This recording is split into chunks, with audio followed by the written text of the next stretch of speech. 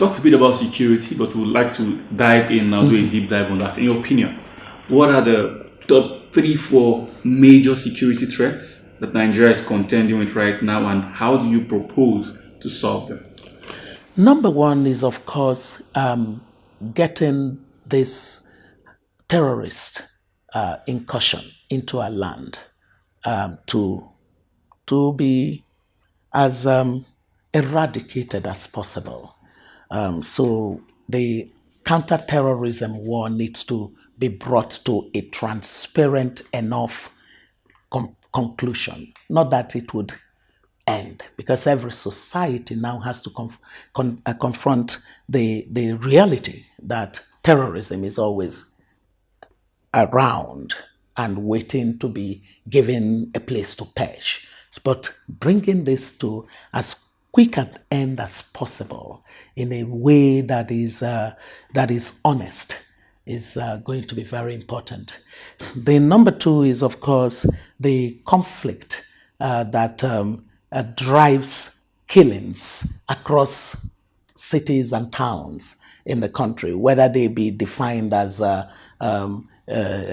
communal clashes or any other thing. That's going to be important. But above that is the specific one of the conflict over land that creates the herdsmen, farmers crisis in the country. And I believe that just investing a lot of time into existing research of how countries have had to tackle this problem is going to be very key to solving it. The herdsmen farmers crisis was something that this government could have handled differently from the way Boko Haram was poorly handled, but it missed the beat. It has cost us so many lives.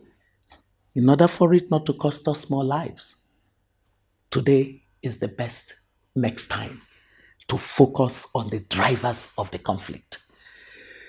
Then number three would of course be the basic security of life and property of Nigerians, so that all kinds of criminality that has cheapened the Nigerian life as a result of the poor response that we have seen over the years to the terrorism war, the herders, farmers crisis would then begin to reduce. What we seek to do in that wise is to look at the institutions, the establishments of security. The most effective thing is prevention. And prevention happens at the level of ensuring that you're building an inclusive, prosperous, and stable society. So the economy is at the center of the broad approach to security. Then second is ensuring that all of the establishments of security are put through what I call a very strong security sector reform. And the key part of that security sector reform, as I began to say about prevention, is making sure that our capacity for gathering intelligence, in other words, our intelligence assets, are brought to cutting edge level. If we can get our security, our intelligence assets to cutting edge level, we would be proactive, we would be preemptive, and we would be very preventive in the approach that we take to issues of security. And then, of course, I would use my leverage, my role as a leader to get a nation out of a country. Insecurity happens when people feel that nobody cares and they are not connected to the next person. And conflict is a necessary part of human relationship, but conflict is not inevitable.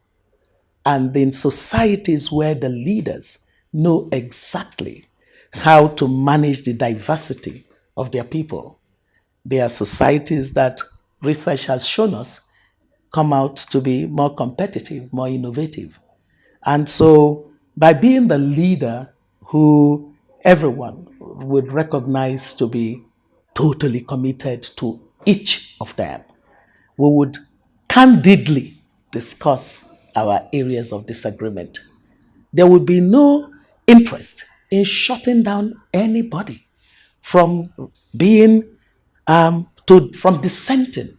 You can dissent, but what we're going to make sure you know is that there are ways of dissent that that ennoble others, that bring dignity to the discussion, and we would encourage that.